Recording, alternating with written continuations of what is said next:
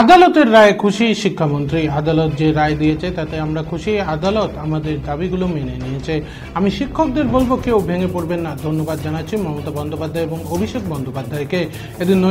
এদিন নদিয়ার কৃষ্ণনগরে তৃণমূল প্রার্থী মহুয়া মৈত্রের সমর্থনে প্রচারে এসে প্রতিক্রিয়া দিলেন রাজ্যের শিক্ষামন্ত্রী ব্রাত্য বসু।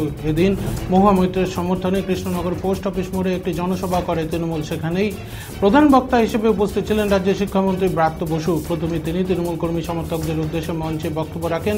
সভা শেষে সাংবাদিকদের মুখোমুখি হন তিনি। শিক্ষামন্ত্রী বলেন, আজ আদালত যে রায় দিয়েছে তাতে আমরা খুশি। রাজ্য সরকার যে দাবিগুলি আদালতের কাছে রেখেছিল তা আদালত মেনে নিয়েছে। আমি কৃতজ্ঞতা প্রকাশ করি রাজ্যের মুখ্যমন্ত্রী মমতা বন্দ্যোপাধ্যায়কে। পাশাপাশি কৃতজ্ঞতা জানাই অভিষেক বন্দ্যোপাধ্যায়কে।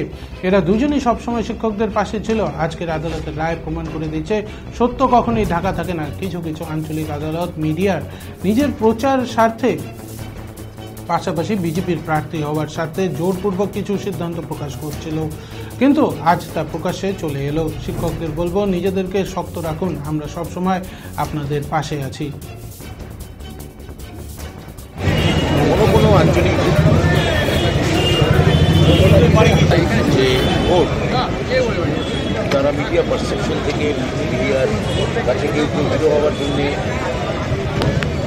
কেউ কেউ পরবর্তী বিজেপির প্রার্থী হওয়ার জন্য সরকার বিরোধী প্রোপাগান্ডা বারবার চালানো হচ্ছে। এই রায় স্পষ্টতই তার বিরুদ্ধে যাচ্ছে। আমি মাননীয় মুখ্যমন্ত্রী শ্রীমতী মমতা বন্দ্যোপাধ্যায়কে কৃতজ্ঞতা জানাব। আগাগোড়া এই যোগ্য চাকরিহারাদের পাশে ছিলেন এবং আমরাও যেটা করেছি, আমরা যোগ্যদের পাশে সবসময় আছি। আমি আমার দলের সাধারণ সম্পাদক শ্রী অভিষেক বন্দ্যোপাধ্যায়কে ধন্যবাদ জানাবো। এই লড়াইয়ে তিনি শিক্ষকদের পাশে সবসময় থেকেছেন এবং শিক্ষকদের আমি বার্তায় দিতে চাই, মুখ্যমন্ত্রী যেটা বলেছিলেন, আপনাদের পাশে তিনি আছেন। যে যোগ্য শিক্ষকরা এতদিন ধরে এই লড়াই চালিয়েছেন তারা ভেঙে পড়বেন না। আজকে প্রমাণিত হয়েছে সত্যমেব জয়তে।